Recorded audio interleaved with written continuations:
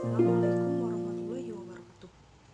Saya Anis Prita Harisno dari kelas DKV S1A dengan NPM 2020 465 00051. Di sini saya akan menjawab tentang UAS mata kuliah pengantar ilmu komunikasi. Langsung saja saya bacakan soal yang pertama. Selama 1 semester, saudara sudah mengikuti dan mempelajari mata kuliah pengantar ilmu komunikasi. Jabarkan topik materi menarik apa yang sudah saudara pelajari dan disertakan dengan contoh nyata. Topik menarik menurut saya yaitu tentang pesan. Seperti yang kita ketahui, sebenarnya pesan itu sangat melekat pada kehidupan kita sehari-hari. Pesan itu dibagi menjadi dua. Yang pertama, pesan verbal dan non-verbal. Pesan verbal bisa diartikan sebagai pesan yang menggunakan dengan kata-kata, yang diungkapkan dengan kata. Pesan non-verbal itu dengan bentuk raut muka, bagian tubuh, atau cara kita berbusana. Nah, pesan sendiri itu menurut Wilbur Schramm menganggap pesan sebagai the condition of success in communication. Ada beberapa rumusannya.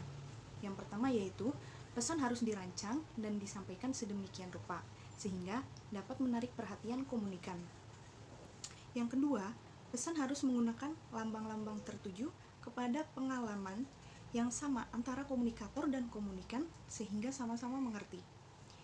Yang ketiga, pesan harus membangkitkan kebutuhan pribadi komunikan dan menyarankan beberapa cara untuk memperoleh kebutuhan tersebut. Contoh yang terjadi di kehidupan kita sehari-hari. Misalnya ketika ada pegawai minimarket yang membagikan leaflet atau produk promosi mereka kepada warga masyarakat, sehingga warga masyarakat sebagai komunikan, dia akan berpikir apa yang mereka butuhkan dan mereka akan membeli kepada minimarket tersebut atau kepada komunikator tersebut. Yang nomor 4, pesan harus menyarankan suatu jalan untuk memperoleh kebutuhan yang layak bagi situasi kelompok di mana komunikan berada pada saat ia digerakkan untuk memberikan tanggapan yang dikehendaki. Contohnya itu seperti timbal balik antara komunikator dan komunikan. Untuk pesan verbal dikutip dari buku Deddy Mulyana tahun 2005, simbol atau pesan verbal adalah semua jenis simbol yang menggunakan satu kata atau lebih. Bahasa juga dapat dianggap sebagai sistem kode verbal. Bahasa dapat didefinisikan sebagai seperangkat simbol dengan aturan untuk mengkombinasikan simbol-simbol tersebut yang digunakan dan dipahami oleh komunitas.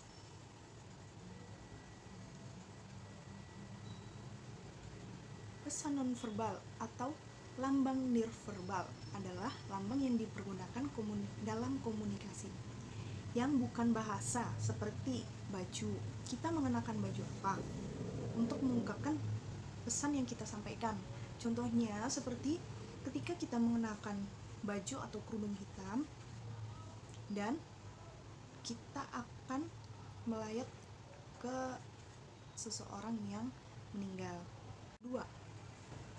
Jabarkan secara lengkap unsur-unsur komunikasi berikut. Yang pertama, komunikator. Komunikator adalah seseorang yang menyampaikan pesan kepada komunikan atau kepada halayak umum. Yang kedua, komunikan. Komunikan adalah penerima pesan dari komunikator atau lawan bicara dari komunikator. Yang ketiga adalah pesan. Pesan itu sendiri adalah isi atau hal yang disampaikan oleh komunikator. Harus dirancang semenarik mungkin agar komunikan merasa tertarik pada komunikator. Jadi tidak hanya berkata-kata, melainkan bisa menggunakan media agar komunikan itu tidak bosan mendengarkan komunikator menyampaikan pesan. Selanjutnya yaitu media. Media adalah sesuatu untuk menarik komunikan agar mau mendengarkan pesan dari komunikator, atau bisa disebut juga dengan alat atau sarana ya. Selanjutnya yaitu efek komunikasi. Efek komunikasi itu sendiri pengaruh dari timbal balik antara komunikator dan komunikasi setelah ataupun sebelum menyampaikan pesan. Nah, dari efek komunikasi itu sendiri ada 3 jenis. Yang pertama yaitu efek kognisi, yang kedua adalah efek konasi, dan yang ketiga efek psikomotorik. Soal yang nomor 3 yaitu apa yang saudara pahami terkait hambatan komunikasi. Lalu kaitkan hambatan komunikasi dengan belajar mengajar secara daring yang sudah saudara lalui dalam semester ini. Menurut saya, hambatan itu sendiri adalah gangguan yang terjadi pada seorang komunikan atau komunikator. Hambatan itu terbagi menjadi 2. Yang pertama yaitu objektif dan yang kedua subjektif. Hambatan objektif yaitu hambatan terhadap proses komunikasi yang tidak sengaja dibuat oleh pihak lain, tetapi lebih disengaja oleh keadaan yang tidak menguntungkan. Contohnya seperti cuaca.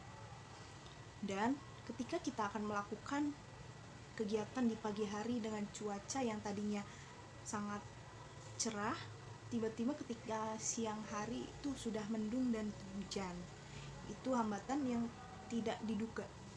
Dan yang kedua adalah hambatan subjektif atau hambatan yang disengaja dibuat oleh orang lain sebagai upaya penentangan, atau bisa dicontohkan dengan misalnya kita bekerja dan berniat untuk pulang lebih cepat dari jam biasanya, dan seketika itu juga atasan kita menyuruh kita untuk lembur dan mengerjakan tugas lain.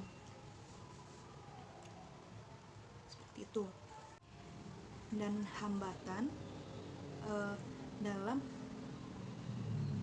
kegiatan belajar mengajar daring ini yang pertama yaitu tentang kuota. Karena dalam menggunakan aplikasi-aplikasi seperti Google Meet atau Zoom itu cukup memakan banyak kuota sehingga lebih boros lagi. Dan yang kedua yaitu tentang belum bisa menjadwalkan waktu dari pekerjaan dan kuliah. Karena di sini saya bekerja di apotek yang notabene-nya ketika perusahaan retail lain itu tutup dan apotek harus tetap buka, bahkan sampai lembur.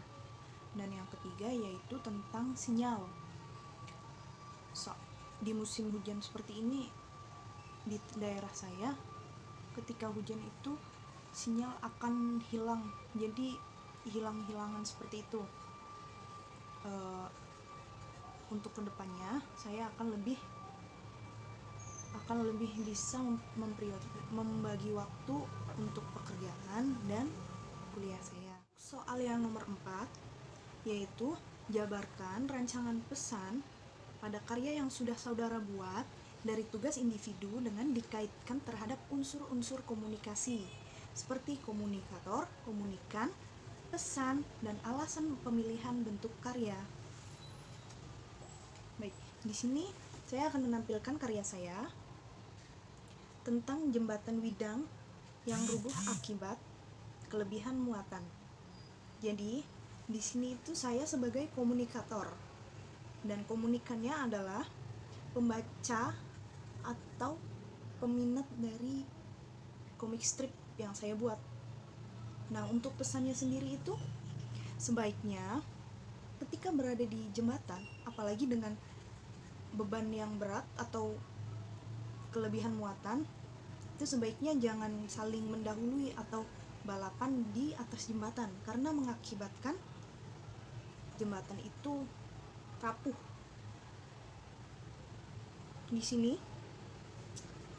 ada tiga truk yang bermuatan lebih di bentang ketiga, sehingga semuanya menahan beban berat dan yang akhirnya itu dia tidak kuat menahan beban berat yang akhirnya runtuh jembatannya. Dan terlebih bukan hanya truk ya yang menjadi korban. Ada satu kendaraan bermotor dengan dinaiki oleh 2 orang di belakangnya ikut menjadi korban dari bencana tersebut. Nah, sebaiknya untuk warga masyarakat agar lebih berhati-hati baik dimanapun Anda berada, termasuk di atas jembatan ketika melewati jembatan, apalagi itu jembatan yang sudah rapuh atau sudah tua umurnya. Sekian presentasi dari saya. Apabila banyak kekurangan atau banyak kesalahan, mohon dimaafkan. Terima kasih. Wassalamualaikum warahmatullahi wabarakatuh.